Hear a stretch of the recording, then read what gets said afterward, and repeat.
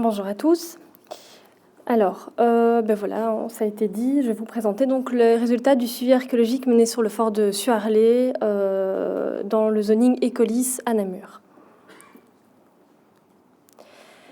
Alors, le service archéologique de la direction opérationnelle de la zone centre Namur, avec le support de la direction scientifique et technique, est intervenu entre avril et juin 2024 au nord de Namur pour effectuer le suivi archéologique dans ce fameux zoning Écolis, à l'emplacement même du fort de Suarlé, que vous devinez sur la photo satellite, c'est le triangle boisé qu'on ne peut pas manquer. Et cette intervention a eu lieu, donc, ça a été dit, dans le cadre de la construction par la société immobilière du fort d'un bâtiment qui doit abriter le centre de conservation et d'études de la WAP, qui, je le rappelle, est basé de manière temporaire à Jambes à la suite des inondations de juillet 2021. Mais avant d'entrer donc dans le vif avec les résultats de ces fouilles de 2024, je vous propose un petit historique du fort et les résultats des fouilles antérieures qui ont été menées sur ses abords. Alors, à la fin du XIXe siècle, malgré les traités qui garantissent sa neutralité, la Belgique souhaite assurer cette neutralité face aux grandes puissances européennes voisines, à savoir l'Angleterre, la France et la Prusse. Et en 1887, une loi est votée pour la réalisation de 2 ceintures de forts autour des villes de Namur et de Liège. Et la conception de ces forts est confiée au général Henri-Alexis Brialmont, dont vous avez un portrait digne d'un profil LinkedIn ici. Qui donc va entamer les constructions de ces forts en 1888 et achever, en tout cas pour Suarlé, la construction en 1891. Et situé au nord-ouest de Namur, Suarlé accueille donc un des 9 forts de la ceinture namuroise. Alors, de forme triangulaire à base concave, le fort est construit par couches successives de béton constituées de ciment, de sable et de galets issus des dragages de la Meuse. Vous avez sur la photo de gauche un aperçu de ces couches successives de béton. Et bien que brevetée depuis le milieu du siècle, la technique du béton armé ne sera utilisée en architecture qu'après la construction du fort. C'est pas de bol. Alors, lors de la Première Guerre mondiale, l'efficacité du fort va être mise à mal. Dans un premier temps, par l'absence de secret au sujet de sa conception, puisque, outre la présence de nombreux ouvriers étrangers, français, italiens et allemands, le général Brialmont lui-même a publié des plans et des coupes de ces fortifications de son invention. Voilà. Alors, mis à mal donc par ça, mais également par les progrès technologiques de l'artillerie. Alors, le fort est bombardé du 20 au 25 août 1914 et sera le dernier fort namurois à se rendre. Il sera par la suite occupé, réparé et réarmé par les Allemands qui y installeront notamment l'électricité. Alors, le fort est modernisé par la suite en 1932. Outre les travaux de réarmement avec l'installation de tourelles d'artillerie antiaérienne, il y a un nouveau système d'aération qui est construit pour remédier au manque d'air frais dans les locaux souterrains durant les combats. On a une galerie souterraine qui passe sous le fort et qui mène à une tour d'aspiration d'air construite en béton armé. L'air frais est alors acheminé vers un ventilateur aspirateur qui redistribue cet air frais dans le fort. En pointillé bleu, vous avez l'implantation de ce tunnel souterrain qui relie donc la tour au fort. La ventilation permettant donc, si nécessaire, de créer une surpression dont le but est d'empêcher les gaz de combat de descendre dans les tunnels du fort. Vous avez un croquis de ces fameuses machines qui permettaient donc d'amener l'air dans les tunnels du fort. La tour de ventilation est construite à 600 mètres de l'entrée de ce dernier à l'est du site et elle porte encore les stigmates des bombardements de la guerre. Alors, le fort sera également renforcé par l'ajout de tôles métalliques épaisses qui vont recouvrir les parois des couloirs, des escaliers, mais aussi des plafonds et des salles de rassemblement et de vie. Et à l'extérieur, les tourelles seront, elles, consolidées par l'ajout de couches de béton armé de qualité. En mai 1940, le fort subit des attaques aériennes, des bombardements et des assauts d'infanterie, et Suarlé capitule le 19 mai après avoir résisté 10 jours. Alors, le fort de Suarlé a également fait l'objet d'aménagements liés à sa défense et à son fonctionnement. Et dans presque toutes les parcelles déjà sondées préalables, ont été mis au jour des portions de lignes de barbelés. Il s'agit d'un réseau de 5 à 6 lignes parallèles implantées tout autour du fort, et ont également été retrouvées des tranchées creusées en zigzag, voilà, dont vous avez une photo ici.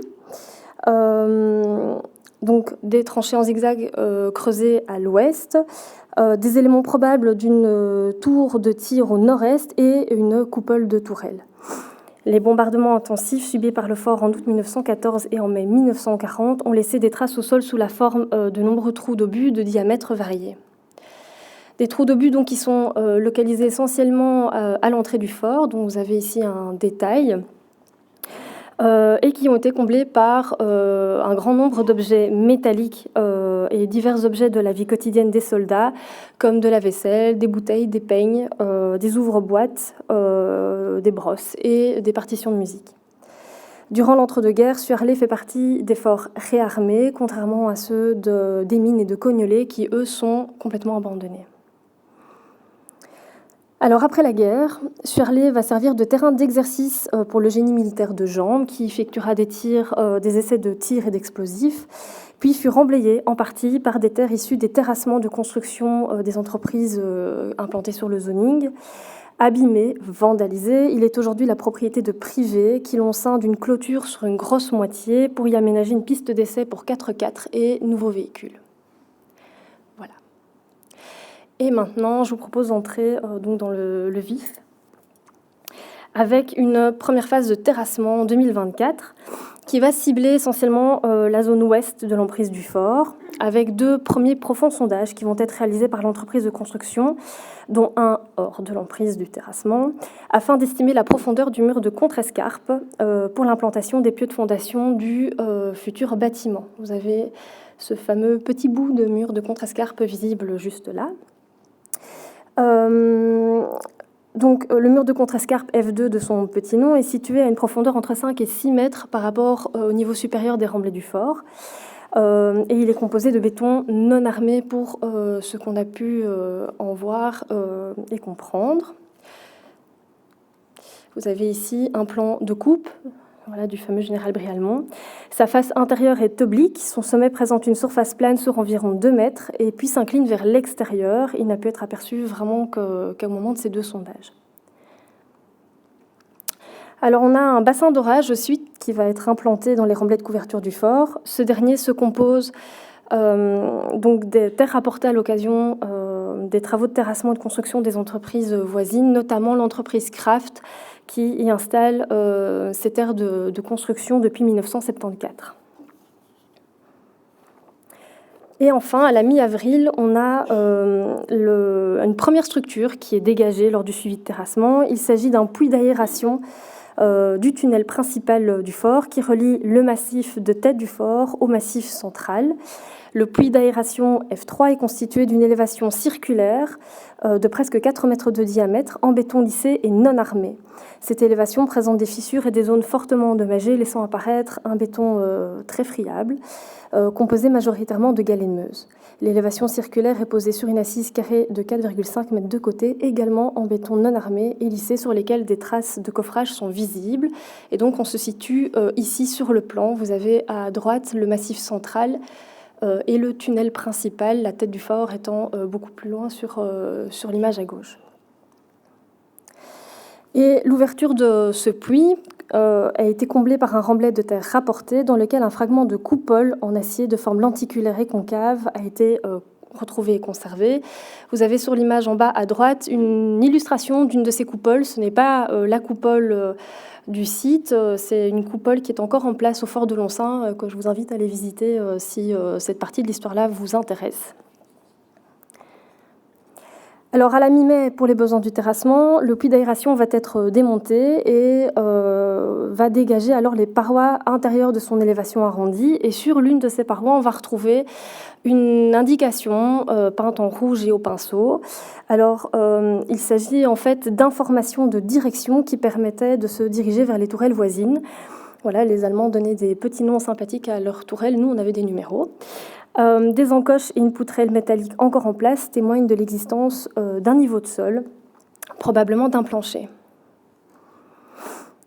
Alors au sud de ce puits d'aération, le terrassement va mettre au jour une tourelle pour canon de 57 mm à la gauche du massif central. Donc on se situe ici.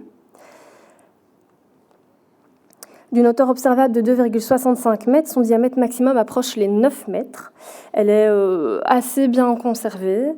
Elle est également construite en béton coffré composé de galets de Meuse. Des réfections sont néanmoins visibles sur sa partie sud, puisque le bord sommital va présenter un biseau ainsi que des agrafes en fer. Ces réfections ont été, je le rappelle, effectuées dans les années 30. On a une ouverture circulaire en son centre qui est également observée et qui devait laisser sortir la tête du canon, protégée par une coupole aujourd'hui disparue, mais dont on a encore les vestiges d'agrafes. Alors le démontage de cette tourelle, pour les besoins du terrassement toujours, va être entamé à la mi-mai et va révéler le cœur de cette tourelle. Donc vous avez une deuxième vue du démontage en cours. Voilà. Alors, le cœur de cette tourelle est un espace circulaire comportant une niche pour le contrepoids du canon ainsi qu'un renfoncement dans la paroi du mur pour l'aménagement d'échelons qui permettait à l'origine de rejoindre l'étage supérieur de manœuvre du canon. Hop, voilà, vous avez une petite maquette qui explique assez bien la composition de cette tourelle. On a également une plaque rectangulaire qui est boulonnée au sol de la tourelle et qui devait permettre de stabiliser le pied du canon. Et donc, voilà, la description de cette tourelle, elle est établie sur base des structures qui sont toujours existantes et en place au fort de Saint-Héribert à Namur et au fort de Lonsin à Liège. Le démontage va également mettre au jour un tunnel souterrain qui va permettre l'accès au massif central du fort. Ce tunnel fait 1 mètre de large pour 1,80 m de haut. Sa pente est assez raide et dépourvue de marches ou d'échelons, probablement arrachés lors de l'abandon du fort. Le plafond et les parois du tunnel sont en béton, recouverts de plaques de tôle ondulée. Et au plus loin de ce qu'on pouvait voir du tunnel, son extrémité est condamnée de l'intérieur. À l'extérieur de la tourelle, le toit du tunnel est encore visible à l'origine sous les remblais rapportés pour le protéger des bombardements. Il est en béton non armé et présente une arête centrale plongeante qui mène directement vers le tunnel principal sur lequel se trouvait le fameux petit puits d'aération. On verra une photo de ce toit de tunnel un peu plus loin. Alors le bord sud de la base de la tourelle d'Aubusier, cette fois-ci pour canon de 21 cm, qui fait partie du massif central, et va également être dégagé. Le reste de la tourelle se trouve actuellement sous le talus de l'emprise du nouveau bâtiment et donc préservé. Il est constitué d'un béton non armé, lissé et recouvert d'une couche d'un revêtement à base de goudron. Et à la base de cet arrondi, on a une sorte de rigole en V qui en fait tout le tour. Son identification et sa fonction n'ont pas pu être déterminées jusqu'à présent, mais il est fort probable que ce ne soit que pour récolter l'eau. Et donc on se situe ici sur le plan. Alors on a également d'autres grosses structures qui ont été retrouvées, non en place. Il s'agit de blocs de béton de taille assez importante et ferrés. Sur la photo principale, il y a une grande entaille qui traverse le bloc. Il s'agit d'une entaille volontaire dans laquelle on avait retrouvé des résidus de câbles électriques, peut-être pour le téléphone. Alors, lors de l'aménagement de la future rampe d'accès au site, la deuxième tourelle pour canon de 57 mm est dégagée. Elle est en meilleur état que sa jumelle qu'on vient de voir. Elle est conservée sur toute sa hauteur et ses dimensions sont semblables à la première tourelle, donc diamètre d'environ 9 mètres. Et comme pour la première, elle est en béton coffré et comporte également des traces de réfection sur sa partie supérieure avec un biseau et des agrafes. Alors, le toit du tunnel intérieur est également dégagé et il répond parfaitement au premier tunnel précédemment enregistré. Donc, vous avez en rouge le fameux toit de tunnel plongeant vers l'accès au tunnel principal et en pointillé le tracé du tunnel qui part donc du massif central jusqu'à la tête du fort. Pour vous donner une idée, au moment de l'installation des pieux, ils n'ont pas pu forer au plus loin de 4 mètres. Et le toit du tunnel fait environ 3 mètres d'épaisseur, et puis après, on peut se tenir debout encore dedans. Donc ça vous donne une idée de la profondeur du tunnel et de l'épaisseur des murs et des toits. Alors, en concertation avec les aménageurs, cette tourelle, cette deuxième tourelle, a pu être intégrée au projet de construction au sein de l'espace parking du site. Donc vous avez la tourelle en cours de dégagement, en cours d'intégration et complètement intégrée au projet.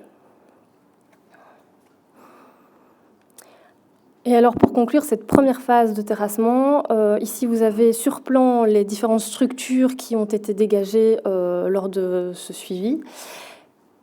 Et ça match avec le plan, le relevé allemand des tirs du fort de Suarlé. Ils ont bien fait ça, hein, voilà, histoire de faire des petits stats pour ne pas se tromper la prochaine fois. Et donc, du coup, ça fonctionne. Et cette deuxième phase de terrassement qui va concerner un suivi sur une tranchée destinée à accueillir le réseau d'égouttage qui est implanté donc au sud-ouest du fort. Longue de 108 mètres et large de 1,80 m pour une profondeur de 40 cm. Elle a mis au jour toute une série de vestiges qui peuvent être mis en lien avec les opérations archéologiques menées en 2014 par le service archéologique de Namur, dont vous avez les tranchées anciennes sur le petit plan en bas à droite. Alors, 6 fosses, 3 possibles trous de poteau et 2 rejets de foyer vont composer la majorité de ces vestiges en place dans la tranchée.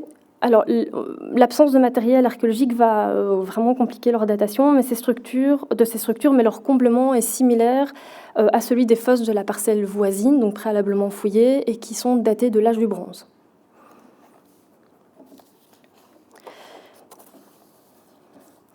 Et enfin, la structure 28, découverte à l'extrême nord-est de cette tranchée, qui est identifiée au chemin militaire actuel qui entoure le fort et qui est une voie publique sur laquelle on peut encore se balader. Son niveau de circulation est composé de terre et de gravier tassé. La coupe nord de la tranchée d'égouttage va leur permettre d'identifier un deuxième chemin antérieur au premier, probablement aménagé au moment de la construction du fort en 1888. Ce chemin est composé de 2 ornières, parallèles et perpendiculaires à l'axe de cette tranchée. Une ornière principale qui est assez bien visible, et puis une ornière qui est plus mouvante et qui s'étend de part et d'autre de l'ornière principale. Leur comblement se compose de limon gris, induré, avec un litage de terre un peu plus brune dans lequel on a relevé pas mal de petits nodules de fer. Alors, le litage au sein de ces ornières, sans apport de cailloutis, semble indiquer une utilisation de courte durée, probablement pour un usage précis. Et cette hypothèse est appuyée par les analyses de sol qui vont être effectuées par Olivier Colette. Ces dernières vont relever une faible teneur en phosphore, qui indique par là que le chemin n'a pas subi de forte contamination anthropique. Et donc, je vais terminer cette présentation avec ce chemin. Et je termine donc avec les remerciements d'usage, mes remerciements sincères, qui concernent tous les agents de la WAP qui ont contribué à ce suivi, mais également nos collaborateurs scientifiques, les bénévoles, Vincent Rocher qui a fait des photos aériennes vraiment terribles. Je vous en ai présenté que quelques-unes, mais il a fait un travail incroyable. Et on remercie chaleureusement les équipes des forts de Saint-Héribert et de Loncin qui nous ont fourni des informations précieuses sur le fonctionnement et la structure des forts. On les remercie vraiment. Merci.